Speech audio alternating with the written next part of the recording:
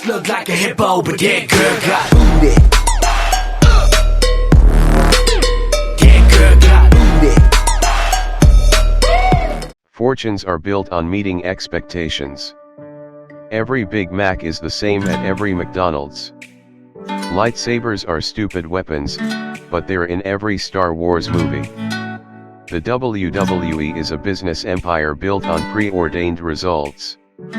And the 2017 GMC Acadia Denali is exactly what you expect of a vehicle sharing its name with not one, but two US national parks.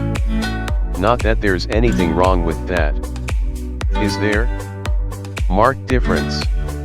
GMC has been in the SUV business longer than most of the competition has even existed. The GMC Suburban hit the market in 1937, or 61 years before Lexus began churning out the RX 300 and 66 before Porsche introduced the big-leap-of-sports-car-betrayal that is the Cayenne.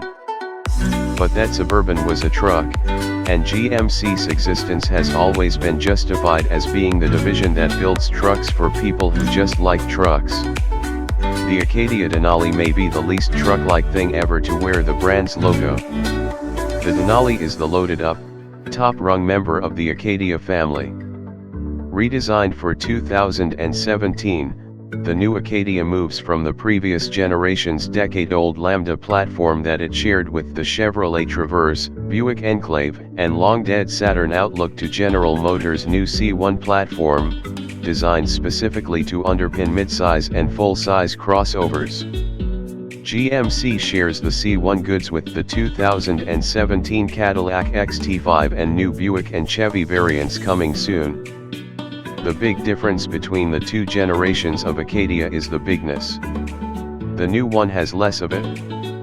Where the first Acadia put 118.9 inches between its front and rear axles, the second generation sees that distance shrink to 112.5. That 6.4-inch decrease in wheelbase comes along with a 7.2-inch reduction in overall length, to 193.6 inches. Throw in a 3.5-inch slimming of the overall width and it's apparent that the Acadia has dropped from dreadnought to cruiser or full-size to mid-size. Despite this compaction, the Acadia again boasts 3 rows of seats, and the rearmost is still somewhat usable by toddlers. Small, tiny toddlers. At 4,399 pounds on our scales, the Acadia Denali is nowhere near being a lightweight. Nonetheless, it's down 653 pounds from the last all-wheel drive Acadia that C/D road tested way back in 2007. That significantly improves the weight-to-power ratio from the W. Bush Aero Machine's 18.4 pounds per horsepower to just 14.2 today. Looking for drama? Try Netflix. There's nothing shocking about what's under the Acadia Denali's skin. The front suspension is by Struts, while the rear employs a new multi-link independent system. The steering is now handled by an electrically assisted rack and pinion system that is fitful about communicating. And what it does end up saying is more slow and lazy C-SPAN than high-drama HBO. Powering the Acadia Denali is a version of the redesigned direct-injected 3.6-liter V6 that GM installs in everything from the Chevy Colorado pickup to the Cadillac CT6 luxury sedan. It's capable of running on 4 cylinders during light load conditions and shares little with the 3.6-liter V6 powering the outgoing Acadia, which, by the way, for 2017 is soldiering on alongside the new model but under the Acadia Limited nameplate.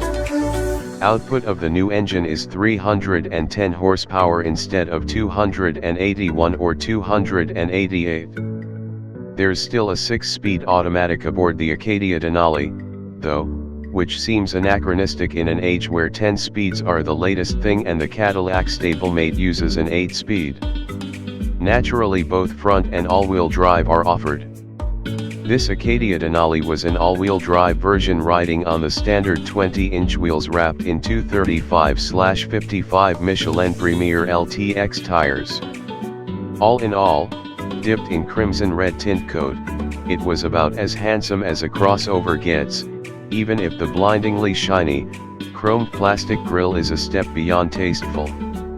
Excess chrome is to the 21st century what vinyl wood grain was to the 20th. Actually, the Acadia Denali might look pretty good with some phony wood glued to its flanks. The subdued abides. The interior is relentlessly tasteful.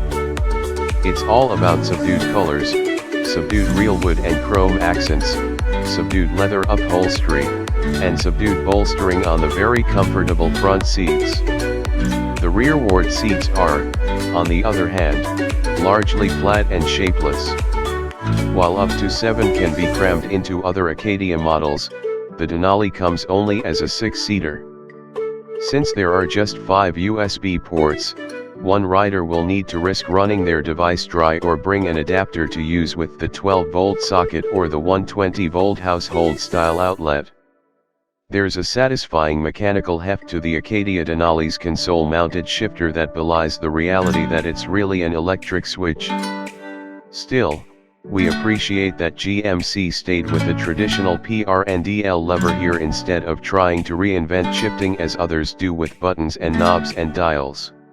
That said, GMC is not above such fold error. Witness the 2018 Terrain's odd shifter. In the Acadia, manual gear selection is via a little thumb button atop the knob, where it does nothing to encourage driver involvement but at least provides easy access when you find yourself gaining speed down a long mountain grade.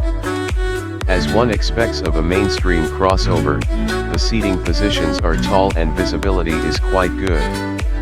GM's switchgear seems to get better with every passing model, and there's a neat feature on the door-mounted control for opening the rear power liftgate that allows the driver to dictate how far the gate will open, the better to avoid thumping the ceiling in, say, a low-roof carport.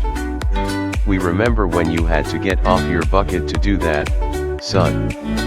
GM's integration of personal technology is also impressive.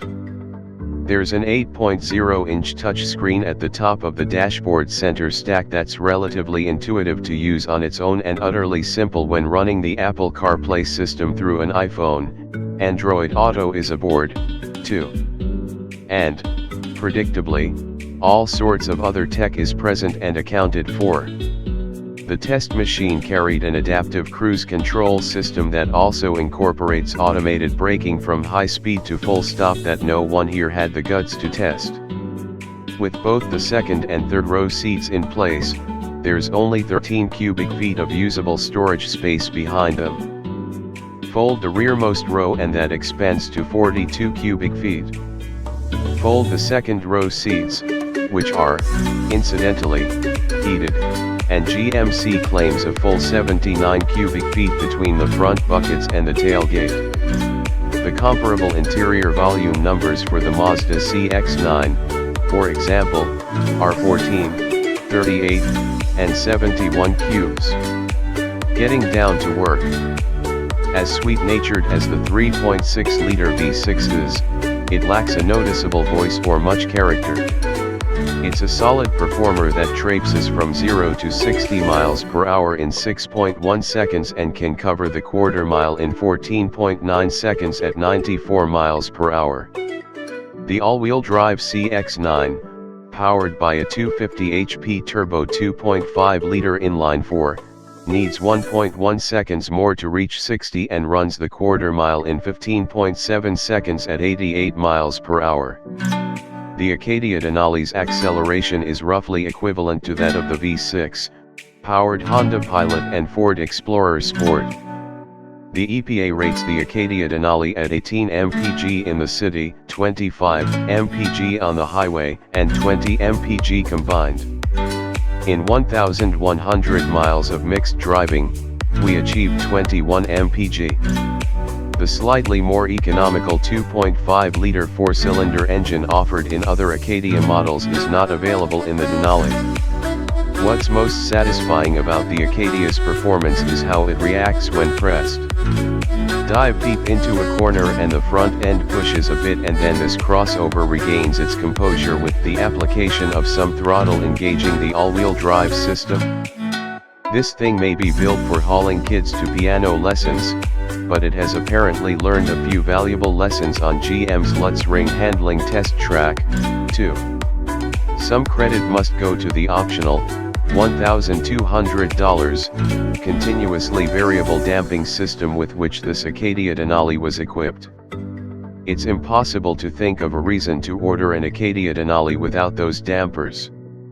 And the brakes are good and proved very near fade-free after repeated hard stops.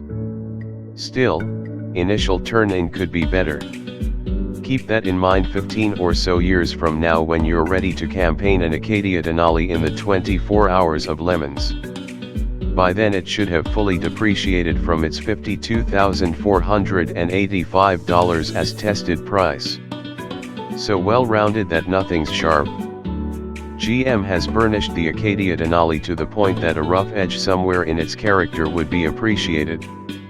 A slight rasp to the exhaust note and a pair of pointless paddle shifters could almost pass as delightful eccentricities. But this GMC competes in a market where all the players are similarly glossy and comprehensively well thought out. This may as well be the GMC Acadia Denali by Marriott. It's any room at a courtyard hotel, which is to say it's just like every other room at every other courtyard. It's all tasteful and viceless, right down to the close-up photo of water beating along the edge of a bright green leaf hanging on the bathroom wall. There's good, reliable Wi-Fi in the GMC, too. But it's barely distinguishable from most other competitors. It's all fine, but it's not flavorful. All that's missing in the Acadia Denali is an edge and a free breakfast buffet.